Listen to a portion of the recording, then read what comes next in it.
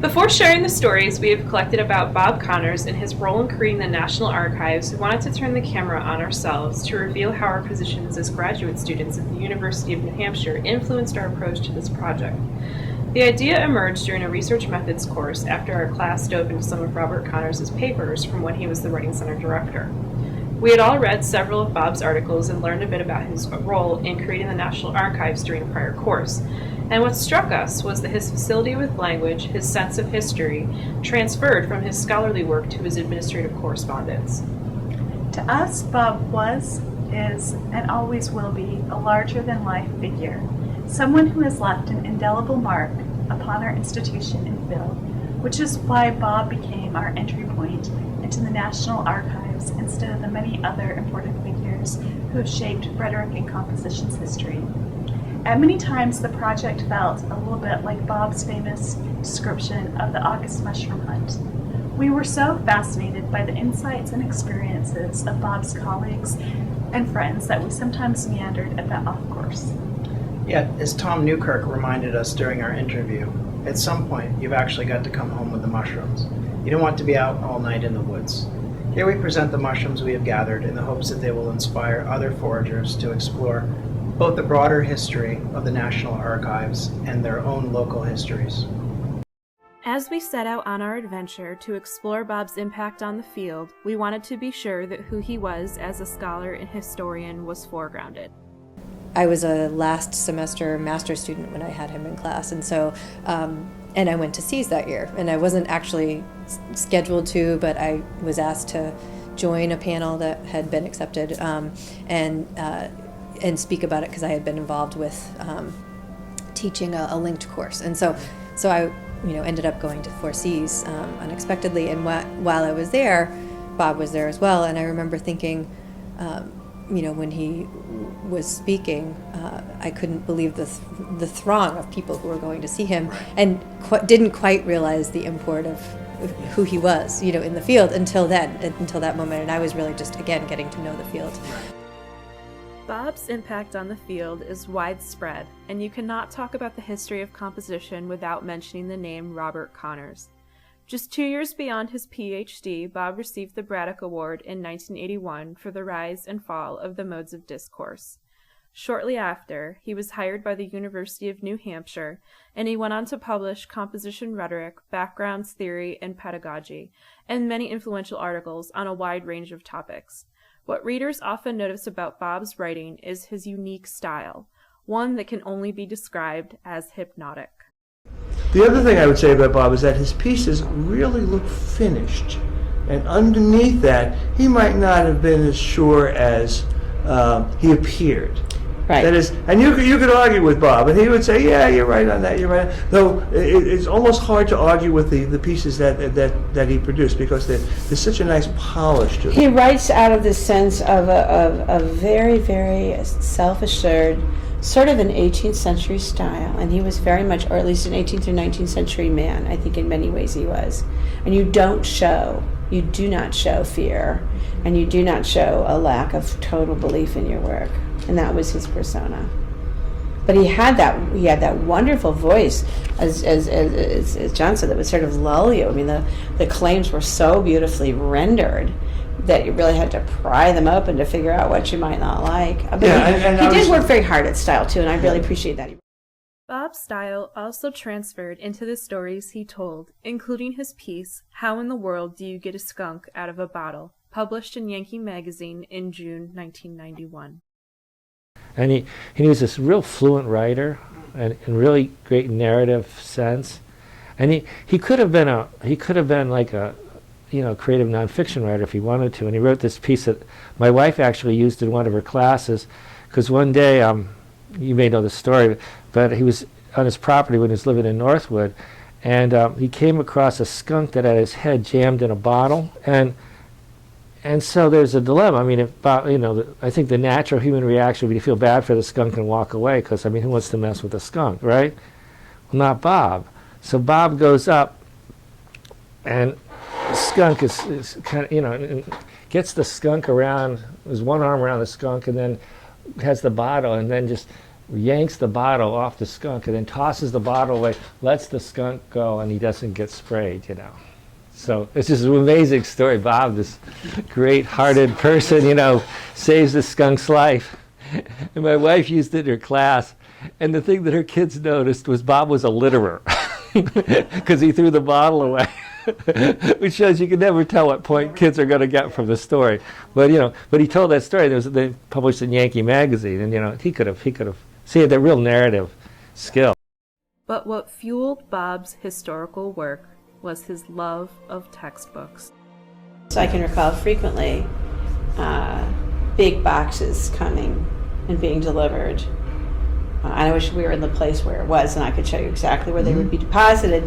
And Bob would, with great glee, you know, get out his little knife and open the box and just sort of luxuriate in whatever new materials had come. While they were a national archive, we were talking about this on the way up in the car, they were really Bob's.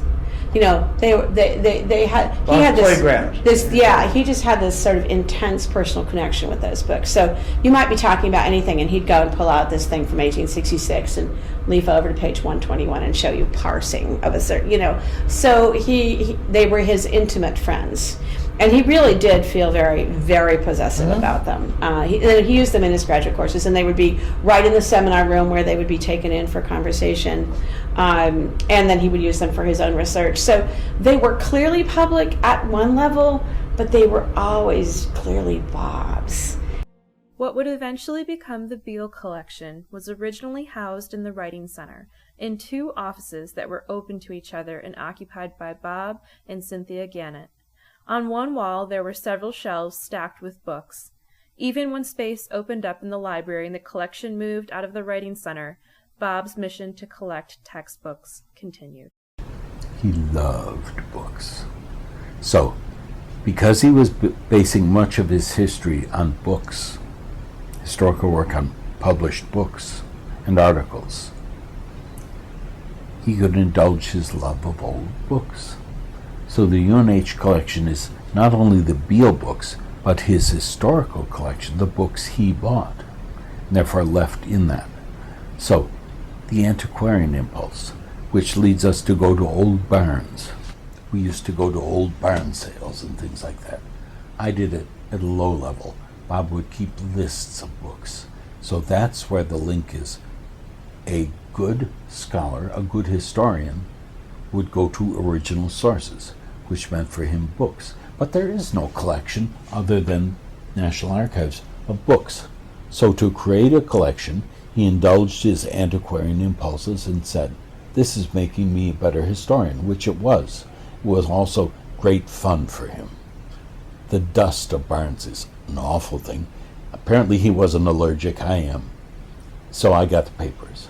His interests extended beyond just books, and if you got Bob talking in his office, you would also be regaled by his diverse list of what he enjoyed beyond academia. And you know, he had these kind of wild interests, you know, because he's interested in professional wrestling. You know, and you know, you read his work and it doesn't like strike you as this guy's also interested in professional wrestling, you know, and he, you know, Grateful Dead, you know, he had this, you know, this kind of other interests, and I think to get him talking about those, I think would have been fun. Throughout our exploration, what we found was that Bob was a complex person. As Cynthia Gannett and John Brereton noted during our conversation, Bob was like anyone else, and he had his flaws too. Yet the field of rhetoric and composition does owe a debt to Bob and his interest in examining the past through composition textbooks. Bob's work as a historian and archivist gave the composition field the Beal Collection of textbooks, and through the co-founding of the National Archives, we now have potential places to mine our historical and intellectual beginnings. Dick Beal was at Boston University. He was also 4C's chair in the 60s. So he ran their freshman and sophomore programs at PU. He was also the consultant for, I think, at least 3 different publishers at once. From the late 50s, mid-50s, through the 80s. He was at one time or another consultant for Holt and Holt, Reinhardt and Winston, successor publishers there. Little Brown, Prentice Hall, then Bedford Books. He's linked it between the two. Between Little Brown and Bedford Books was Chuck Christensen, who was the publisher. First English editor at Little Brown, and then publisher at Bedford Books. Beal reviewed hundreds and hundreds of textbooks and professional books. Every time he reviewed, he kept a copy of the books. And he kept copies of the review, sometimes the manuscript, all the correspondence, everything. When he died, Chuck talked to his family, and he had talked to Beal too, I think, and said, we'd like to create the Beal Collection with all these papers, because Beal felt strongly that textbooks were educational media and very important thing to do, and Chuck, of course, felt that as well. So that there was that core material. Bob and I were both very interested in that. It was back in January 1990, right after I started here, that Bob Connors approached me about going and picking up a collection that he had come in possession of. It was Professor Richard Beal, and it was his large collection of books on rhetoric and composition, as well as his personal papers. So Bob and I and the head of collection development went out on a snowy night, with snow coming over our shoes, and boxed up pretty much what you see here in both aisles on the other side, brought it back along with the papers. At the time, we didn't have the staffing to really deal with the papers, so the research materials in paper form went to the University of Rhode Island, but we kept all of the textbooks and writing books, some of them dating back to the early 1800s. And here they are. We agreed on one thing. We had to move fast to get everything, because it would be gone. We agreed that we collected everything completely in the archives. And we wanted to be national in scope, so we called it the National Archives. It is not officially national. It means it's national in scope. We put out a call and talked to individual people. We agreed on all this, that we wanted everything. I meant class rosters and that. And he referred to this as ephemera, and would get up and say, we want ephemera, and we have a lot of ephemera. As a matter of fact, it's really a miscellaneous collection. We have VAX tapes, the big tape spools from the refrigerator-sized computers and so on. We have huge printouts. We have things that are deteriorating as we speak.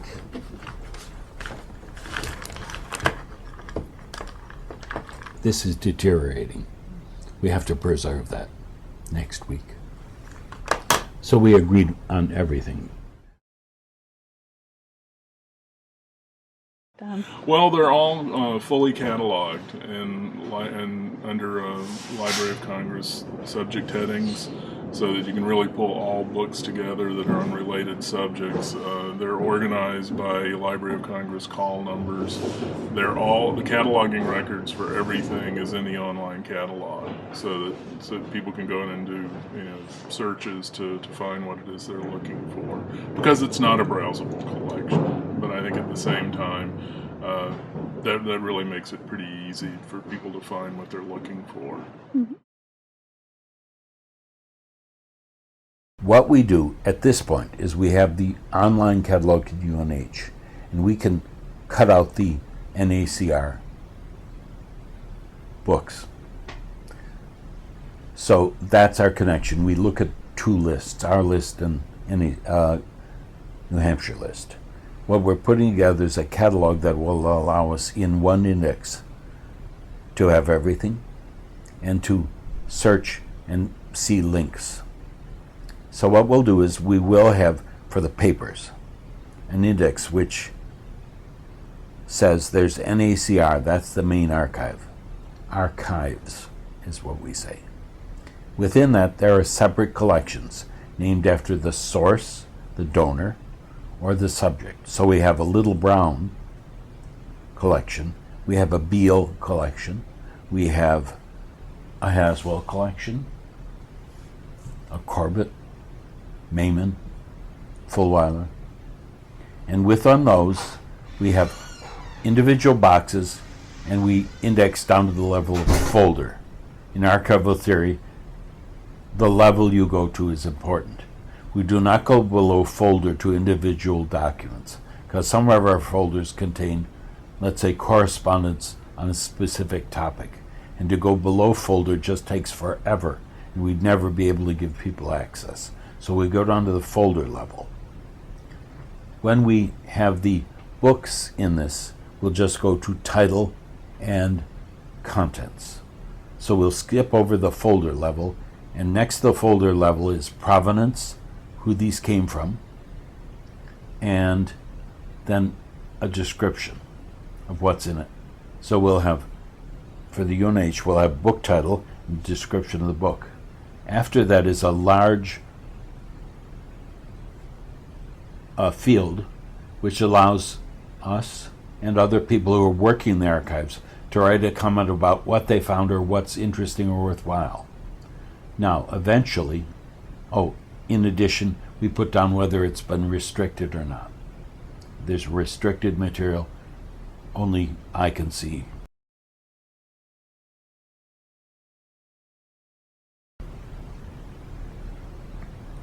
What we're going to do with this index is allow our description of the material and the commentary to be searchable by tags.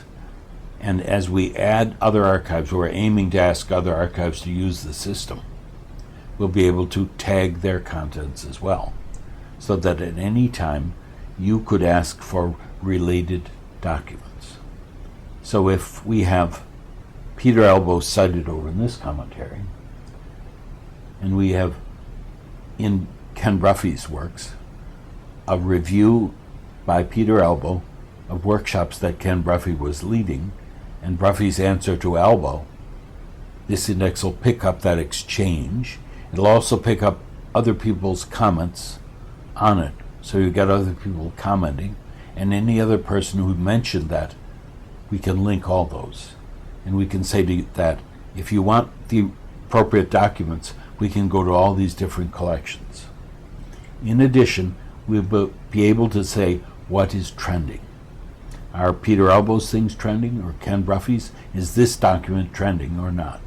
And from that, if we have other archives in this, you can begin to go nationally on this. Or, if you tag such things as the word revision or whack, you should be historically able to track the movement, the distribution of whack ideas through that. That's a long way from now, but that's how we're indexing to make that possible. I'll be out of here before that's done, but I will be here for the index. So, digital affordances. First off, the archives, since we'll collect anything, we have digital media in the archives. That's a trouble for us, because the early ones are magnetic, and preservation is a big issue, and getting them accessible is a big issue. So that's a difficulty, but it's an affordance. It allows us to preserve parts of history that would have been lost. I'll give you two examples. In the late 70s, early 80s, a lot of people did CAI, computer-assisted instruction.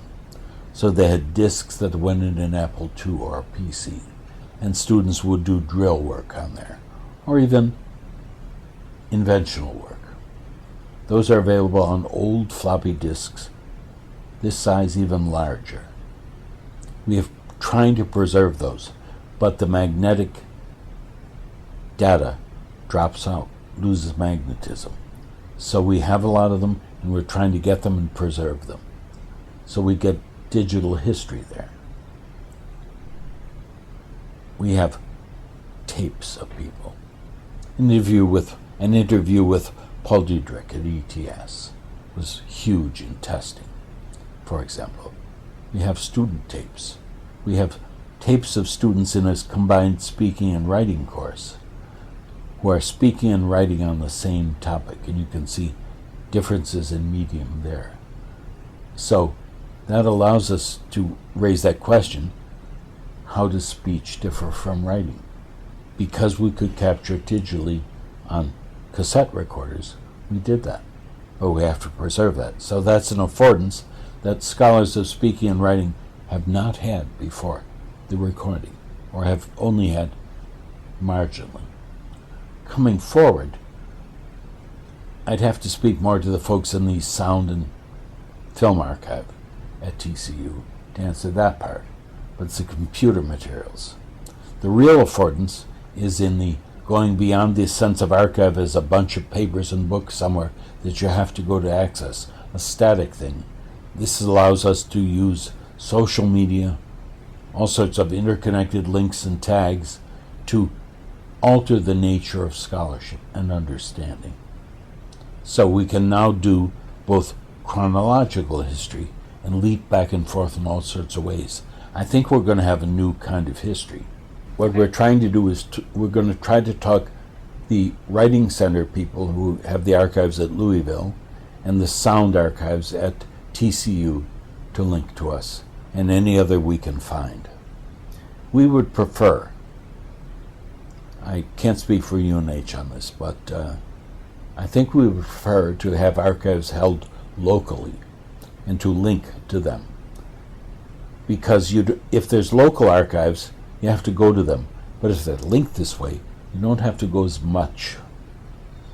One of the reasons we get donations from everywhere is the institutions are not stepping up with an archive. And once you put something in a local archive, unless it's a big Rhet and Comp program, it's not going to be accessible or publicized. In about a year or so, when we have the index ready, we'll publicize like crazy because we'll have a lot of access. Right now, people call me up.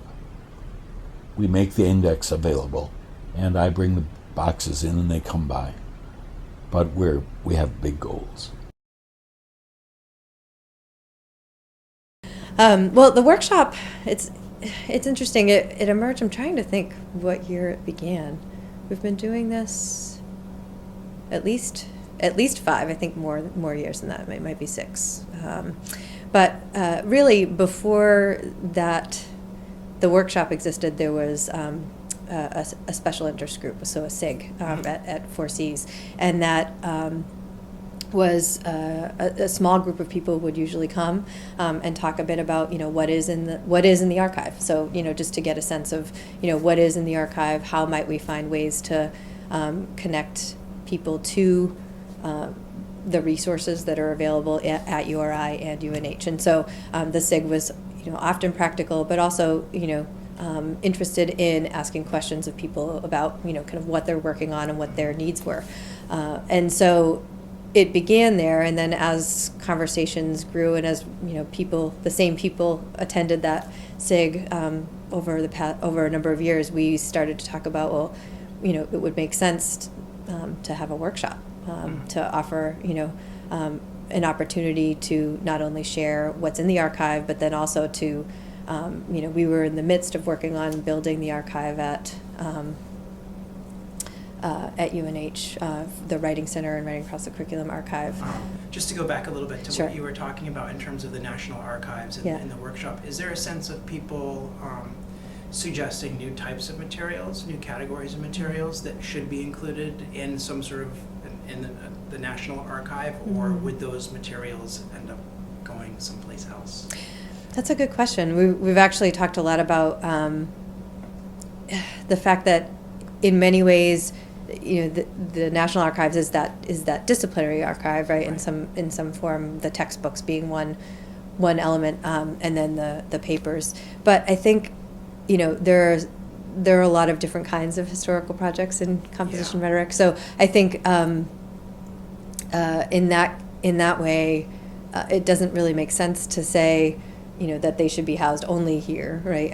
I think there are many archives. So one of the conversations that's been happening for a number of years, and really what we need at this point is some resources behind it. But the National Archives has talked about trying to host basically, something like a compile, and a place where people can at least find a series of archives that are relevant or could be relevant to rhetoric and composition historical studies. So depending on what people are working on, one of the things we've talked about is doing something fairly simple, a questionnaire or a Google form of some kind that just says, if you are working on a history of writing instruction in some way or another, or history of rhetoric, what are some of the archives you've worked with, what are some of the papers, and what are other papers that you think might be relevant or useful for a fellow scholar, and just trying to do some mapping for and have a place to bring to bring these together. There's a number of archival projects like that out there, kind of in archival studies, but bringing that into a resource for rhetoric and composition has been a big conversation in the past couple of years, especially at the workshop. Kind of toward the end of each workshop, we've talked about that, and I think the next step hopefully will be getting some resources behind being able to just start first with a list, I think, and then from there moving to a more descriptive series of links, or some kind of a network to help people locate materials that they need. Sometimes you'd leave them out, particularly if there were delicate or potentially embarrassing things. But the historical value, whatever that is, and it can be defined in different ways, the historical value, the greater, the more you are tempted to put them in. But what you have to do is similar to what you have to do to print a student paper in a textbook. You do due diligence. You work really hard and keep track of everything you did to track the person down. I once had to track a former student to a small shack in Hawaii. I got there. But if I hadn't, I at least had the numbers and the times I called. So you do a due diligence. And as long as there's nothing controversial about it or potentially embarrassing, you're okay. I don't have an answer for the other. You just do as much as you can.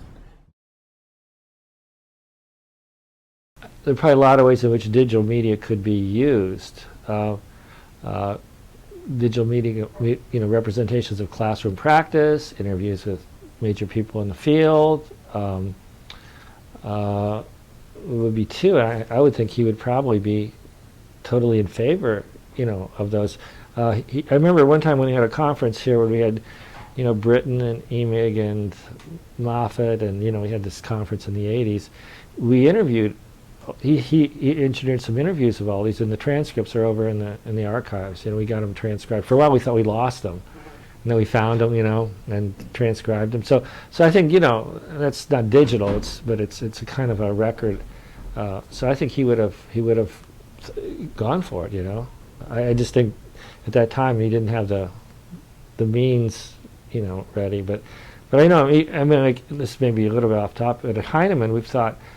We have these great presenters, say at Heinemann, who they're at some point they're going to die, and like somebody like Marie Clay, who passed away several years ago, great, researcher in reading, do we have her major talks on, recorded so we could have access to those, Graves, we found some tapes of Don Graves speaking, so to have to have those, but it's kind of like sometimes the paper stuff you can stays, but if you want to get a speech, you got to get it, and you almost have to be proactive. Who are the people that we would want to who may be speaking, who we would want future generations to not just read but to see, have a sense of what this person was like. Graves was now we have all these PowerPoints and stuff to back us up, but Graves would be this desk, maybe with a couple pieces of writing on it. He'd have this mic, and he'd stand up, and he'd talk for an hour.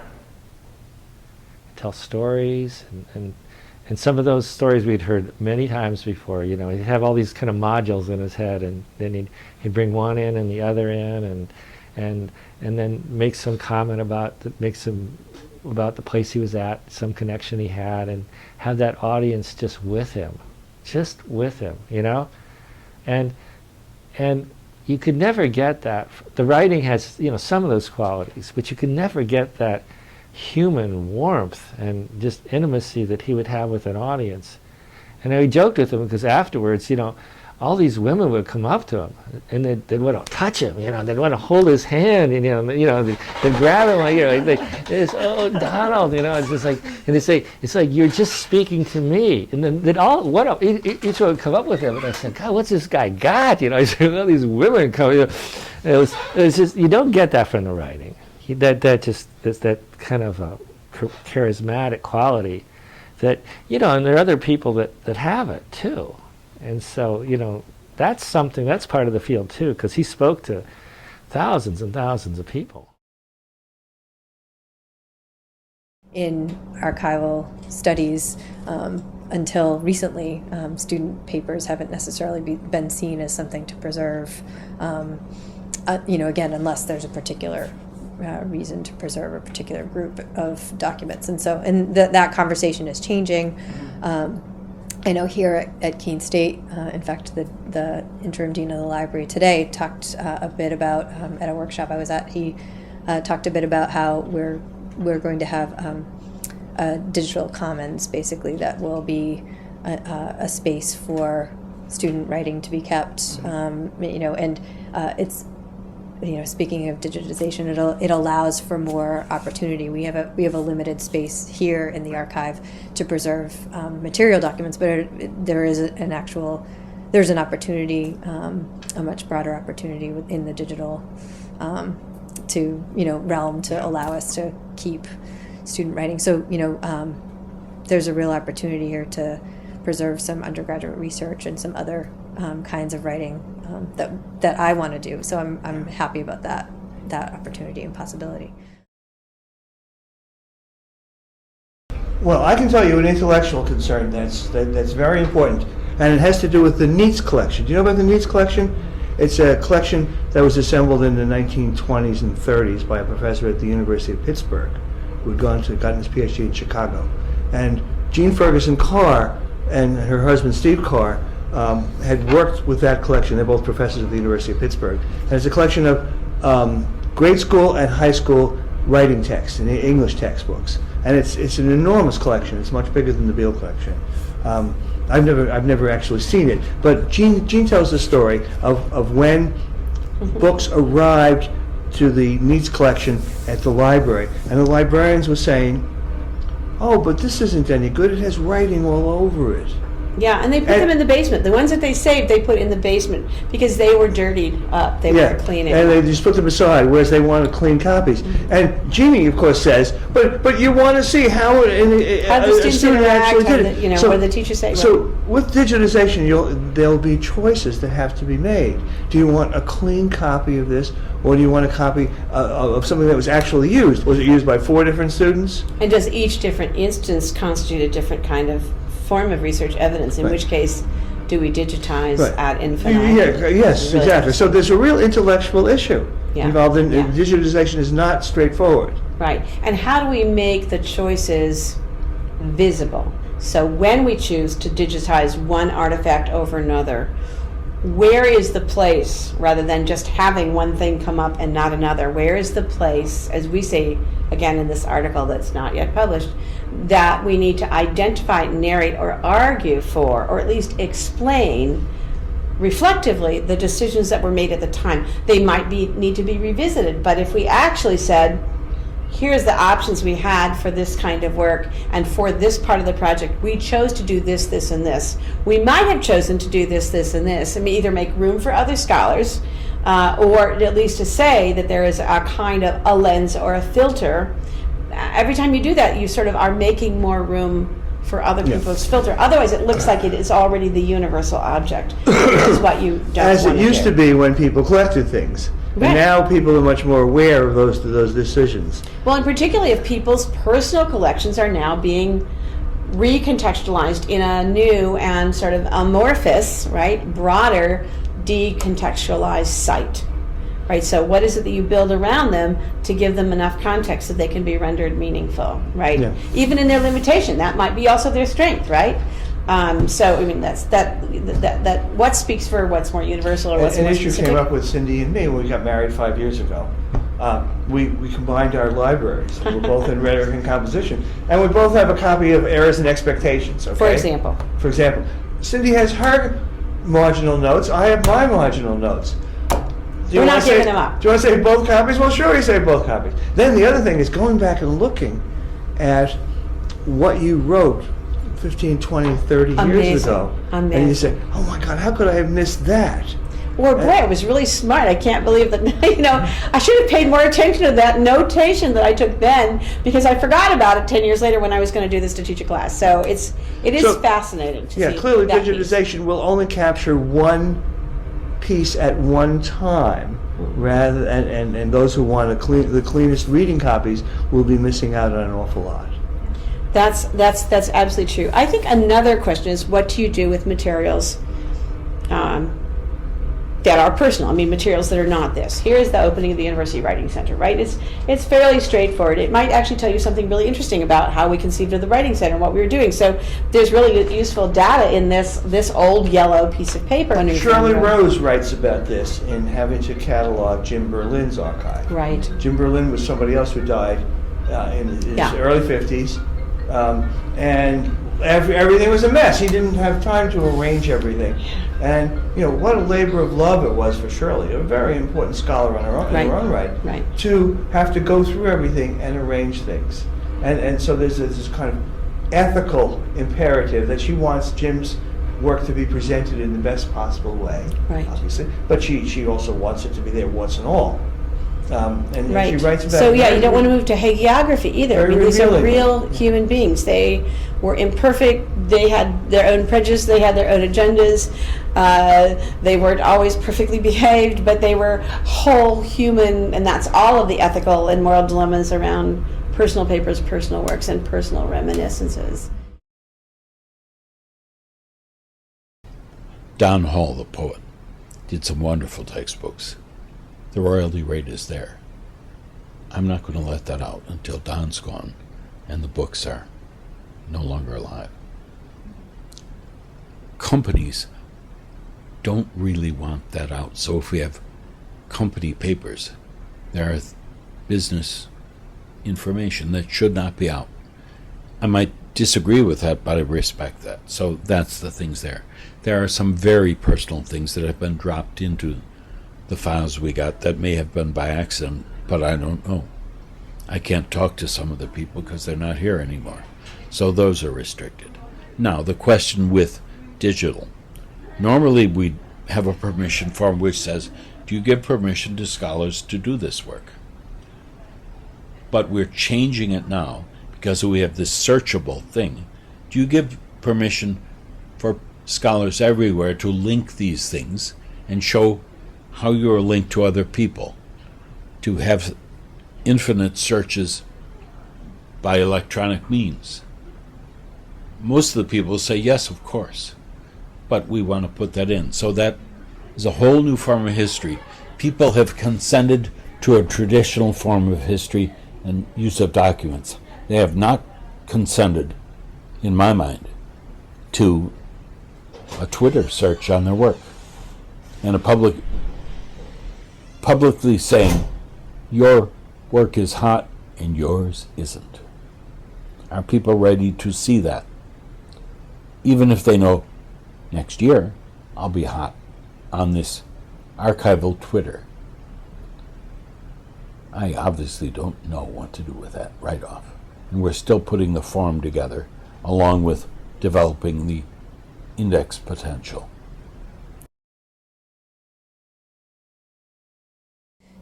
Because these collections aren't necessarily meant to be read in the way we're reading them, right? I think that's, we're asking questions of the archives that, the people putting the these papers together weren't thinking about necessarily, right? So They were just going about their business. right, exactly. So so now we're looking at memos and reports and so on, and thinking, asking very different questions and looking across many different kinds of files to try to answer our developing research questions as we look in the archive. So I think it makes it harder to figure out, and it's always a challenge to think what are the search terms, or what even are the, if you're building an archive, what are the finding aids that would be useful to a researcher. Offered a very quick look backward into the history of the National Writing Archives and a look forward to where it might be heading. We hope that this work will be a contribution to a larger conversation on this archive specifically, and to archival work in general. To make these archives come alive through oral histories, we see a need to move quickly, since many of these sources are ephemeral. For instance, we recommend that scholars interested in this work interview major players in the National Archives like Lynn Bloom, Libby Miles, Peter Elbow, and Chet Christensen. We also hope to contribute to the advocacy efforts already in place in the many special interest groups and workshops at the Conference on College Composition and Communication in order to gather resources for this costly and labor-intensive work. As Bob Schwegler has pointed out, by making this archive truly national, the field of composition studies can create a new kind of history where we can leap back and forth in multiple ways, exploring the relationships between scholars and trends in the field. However, we also recognize the need to maintain a local sense of history, to connect scholars to place, and challenge dominant narratives that arise when more prestigious institutions have more archival resources than others. In response to this need, the National Archives can provide a valuable link to local archives, promoting their availability and visibility. Ultimately, we hope that this work pays tribute to the work of Robert Connors and the important contributions he made to the University of New Hampshire in the field of rhetoric and composition.